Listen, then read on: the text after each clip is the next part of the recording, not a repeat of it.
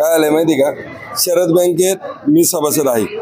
माझं साधारण 5-6 लाख रुपये लोन पण आहे शरद बँकेत. शरद बँकेनं तर मला काय अहवाल तर दिलाच नाही आणि नाही पण पोलिसांतर्फे मला नोटीस मिळाले आहे. तर मला आता शरद बँकेच्या अध्यक्षांना एक सांगणं आहे का तुम्ही जसं 90 कोटी काय तुम्ही गंगाजळी टाकलेत तसं माझं पण टाकावा. मला तुम्ही जर आम्ही म्हणता येवा नाही सभेला तर तुम्ही तेवढं माझे पैसे गंगाजळी टाका आणि तुम्ही माझे निलबाकी दाखला तो बी घरपोच करा. मी तुमच्याकडे येत नाही. तुम्हाला आहे ना मी मानभाऊ पंथाचा माणूस आहे ना, तो 5-5 दंडोत घालतो. आता तुम्ही आताच खालकर म्हणले तर त्यांनी 5 कोटी रुपये त्यांचे ते याच्यात टाकले गंगाजळ. आपलं तर 5-6 लाखच आहे. बंटी पाटलांचं बंटी पाटलाचं जर ते टाकत असतील तर आपल्या टाकायला काय हरकत आहे.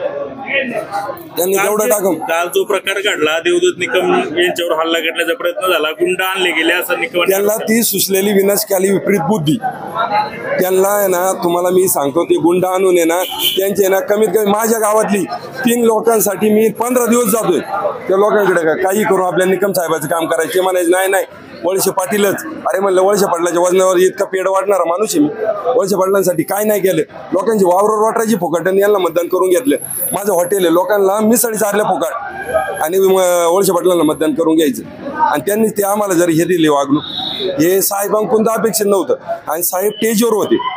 त्या साहेबांनी सांगायला लागत होतं का ही माणसं काही लोक नाही आहेत, तुम्ही त्यांना बोलून द्या. निकम साहेबांना जे बोलायचं ते बोलून द्या.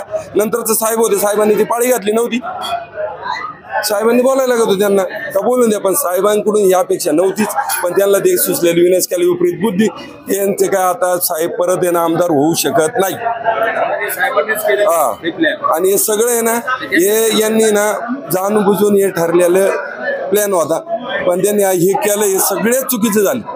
यांनी हे करायला लागत नव्हतं. साहेबांचे ना आज तुम्ही ना कोणत्याही गावात जा, जी लोक वळसे पाटलाची कट्टर लोक होती ना ती लोक आज डायरेक्ट म्हणतात निकम साहेबच. मी माझ्या गावातले उदाहरण सांगतो ना, 3 लोक आहे ना मी त्यांच्या पाया पडत होतो का निकम साहेबाचंच काम करायचं. ती लोक मला बळवून माझ्या आली म्हणले कालचा तमाशा बघून आज आम्ही तुमच्या बरोबर आहे. त्यांचा बी 100-100, 200-200 टन ऊस होता.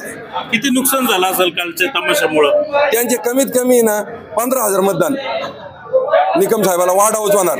मी सांगायचा मी म्हणजे प्रत्येक वेळेस मी जो राष्ट्रवादीचा तोच आपला.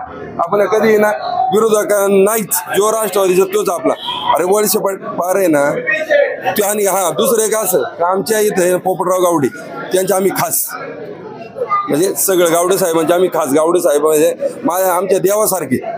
पण त्याचा मुलगा राजू गावडे मानसिंग भाई माझ्यावर धावून येत होता आणि तो तिकडे हसत होता. अरे त्याला फक्त मला त्या राजू गावड्याला एकच सांगायचंय, अरे तुझ्यासाठी आम्ही रात्रंदिवस एक केला आणि तू जर आम्हाला ते पुढून धावून येतोय, तू आमच्या हसतोय, तुला आहे ना तू पण जिल्हा परिषद सदस्य होऊ शकत नाही. तो आहे ना तो घरचा जो हक्काचा माणूस होता, हक्काचा. मी राजू गावडेचा म्हणजे पोपटराव गावडे देव मानणारा माणूस आहे मी पोपटराव गावड्यांना. पण त्या माणसाच्या पोरगे जर आपल्याबद्दल असं वागत असेल तर काही नाही. सुनीताताई गेल्या वेळेस 800 मतं निवडून आणते म्हणजे 400 मतं फक्त ना नुसतं आम्ही 2 माणसं जरी इकडे बाजूला गेलो असतो तरी ती ताई पडत होती. आणि गावडे साहेब मी सकाळी 6 वाजता गावडे साहेबांच्या घरी गेलो होतो मतदानाच्या मोजणीच्या दिवशी. ज्या दिवशी 6 वाजता घरी गेलो गावडे साहेब म्हणले नाही सुनीता निवडून येऊ शकत नाही. मी त्यांना सांगितलं काही झालं तर काम आम्ही आहे ना पक्कच तुमचंच केलेलं आहे म्हणजे ताईंसाठी केलेलं आहे. ताई निवडून येणार म्हणजे येणार. आणि त्यांनी आज ही फळं दिली का. राजू गावड्यांना मला सांगणे का तू जाणून जर असेल तो आहे ना हसाय सुद्धा नव्हतं लागत. तो सांगायला लागत होतं अरे तो आपला माणूस आहे त्याच्यावर धावून जायची गरज नाही. मी काय यांना काय बोललो होतो का माझं काही नसतानी अरे माझ्यावर धावून आणि मला संपून टाकेन. मी रोज बायकोला सांगतोय घरून तू काय टेन्शन घेऊन म्हणजे तुला जे काय आहे सगळं माझं जे आहार पाणी सगळं मी घरी सांगितलेलं आहे. मला कोणी मारायची धमकी दिली आणि मला आज मारले तरी घरचं काही खुटणार नाही. त्यांचं मी सगळं बैदोरच केलेलं आहे आणि रोज सांगून येतोय काय करायचं त्यांना करू द्या.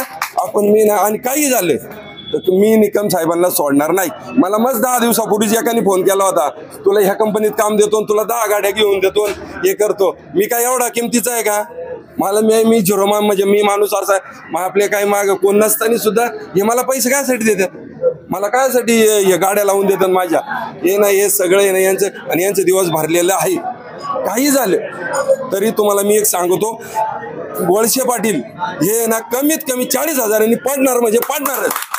यांनी लिहून ठेवायचं आणि जेवढं हे दंग करतील यांनी आज जर माया हल्ला केला किंवा निकम साहेब कोणच्या करून द्या आमच्या कार्यकर्त्यावर यांचं दर एक हल्ला केला की यांचं 5,000 कमी होता 5,000 मतदान निकम साहेबाचं वाढणार एवढं ध्यानात ठेवा तुम्ही आणि त्यांना म्हणा तुम्हाला जे करायचंय करा.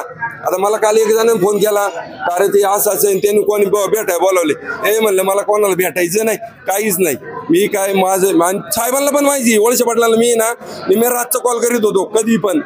आज आहे ना माझ्याच गावात आहे ना एकानी स्टेटस ठेवलं होतं माऊली डोमे बिचारा तो खराच होता पण मी ह्या चोरांना संग होतो मी ना यांच्या बरोबर होतो म्हणून मी काही केलं तर मी माझं असं होतं की मी राष्ट्रवादीचा कोणी असला का तो आपला मग तो चुकीचं काम करू जायचं तर त्याच्यात संग राहायचं हे ना माझं पहिल्यापासून होतं.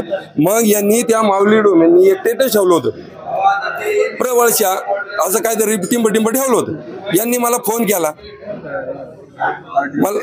मला फोन केला आणि मला फोन करून सांगितलं अरे ते काय केलं. मी रात्रीच्या माऊलीच्या घरी गेलो 11 वाजता. फोन कोणी केला फोन त्यांनीच केला साहेबांच्याच माणसांनी मला फोन केला आणि मला सांगितलं अरे काय आहे ते चाललंय हे ते पण साहेबांनी आणि वळसे पाटलांचं सुद्धा माझं बोलणं झालं का सगळ्यांना वळसे पाटलांनी सुद्धा मी त्याला सांगतो बाबा नको ठेवू डिलीट कर. साहेबांसाठी भरपूर काय केलेलं मी साहेबांच्या वजनात की पेढे वाटले सगळं मी ना साहेबांसाठी जो राष्ट्रवादी त्यासाठी सगळं केले पण यांनी ना याचं फळ असं दिलं ना का बासरबाचं आयुष्यात कधी विसरू शकत. आता काय आता देवदत्त निकमच आमदार होणार आणि तेच मंत्री होणार काही हो त्याच्या माणसामागे काही हो. मी तर माझा पण आहे ज्या दिवशी आमदार होईल ना निकम साहेब तेव्हाच केस कापणार. हा मी काही भाई बी नाहीये. मला काल पोलीस म्हणले तू काही कॅस भाई बी आहे का म्हणलं नाही बाबा भाई बी काय मी फक्त माझा पण आहे निकम साहेबाला आमदार झाल्याशिवाय मी कॅस कापायची नाही. आणि माझं असं आहे का मला जर हे नाही मी माझ्या गावात हॉटेल आहे मला एकाने भेळ दिली नाही म्हणून मी हॉटेल टाकणार माणूस. हा मला जर कोणी काही दिलं नाही ना मी कारखान्यावर गेलो मला एकाने माझी गाडी ना 8 दिवस आहे ना राग भरायला उभी ठेवली म्हणून मी या कारखान्याच्या टेंडरसाठी टेंडर मध्ये एवढा यांनी तमाशा केला. मी निकम साहेबांचा वळसे पाटलाचा वाढदिवस साजरा केला. प्रदीप पाटलाला मी रात्रीचं 12 वाजेपर्यंत फोन करतो का बुवा या निकम साहेब येऊन गेले. रात्रीचं 12 वाजेपर्यंत हा माणूस पण होता 12 वाजेपर्यंत म्हणलं फोन करतो येतो आलो मी नारंगावला जेवायला आहे आलो म्हणून आणि दुसऱ्या दिवशी मला टेंडर काढून घेतलं यांनी. दुसऱ्या दिवशी 6 दिवस चालू होतं याला नागपूरला आणि गेटवर सांगितलं याला गाड्या सोडायच्या नाही याच्या आतमध्ये. शेवटी माझं चालू काम यांनी बंद केलं. मग मी वळसे पाटलांना फोन केला. वळसे पाटलांनी मला परत पुण्यात बोलून मला त्यांनी टेंडर दिलं. तो माणूस म्हणजे चांगलाच होता पण ही बाकीची आहे ना ही त्यांना साहेबांना काही सुचून देत नाही बाकीचं काहीच नाही. शेवटी साहेबांनी मला परत टेंडर दिलं म्हणजे दिलं मध्ये चोर टाकून दिलं म्हणजे माझा सगळा मलिदा ना चोरांनी खाला भागीदार केले. हा बागेत म्हणजे दुसऱ्यांच्या हाताखाली मला साहेबांनी असं बळ कधी काही दिलेलं नाही. मी त्यांचा लाभार्थी 100% नाही पण त्यांनी कुठं पण सांगावं का या शरद बोंबेला मी 1 रुपया कमवून दिलाय काही दिलं नाही त्यांनी मला. फक्त मला त्यांनी ना इतकाच हे दिलं ना आता नंतर पर्याचं आता जी राख कोण घेत नव्हतं ते सांगतो. हे राख कारखाना बाहेर राख काढायला 10 लाख रुपये खर्च करत होता. सो कारखाने बाहेर आणून टाकायचा कारखाना. ती कारखाना बाहेर आणून टाकलं का 50 रुपये गाडीने ती राख विकायची कारखान्याने. मी स्वतः निकम साहेबाकडे गेलो बाळासाहेब बेंडेंकडे गेलो त्यांना म्हणलं तुम्ही सो खर्चाने जो खर्च करताय ती राख बाहेर आणून काढताय तीच राख मी आपला माझं नेतो मी साफसफाई करतो ती राख मी नेतो आणि तुम्हाला 500 रुपये गाडीने पैसे फायदा म्हणजे कारखाना तिथं कमीत कमी 25 लाख रुपये माझ्यामुळे फायद्यात आला.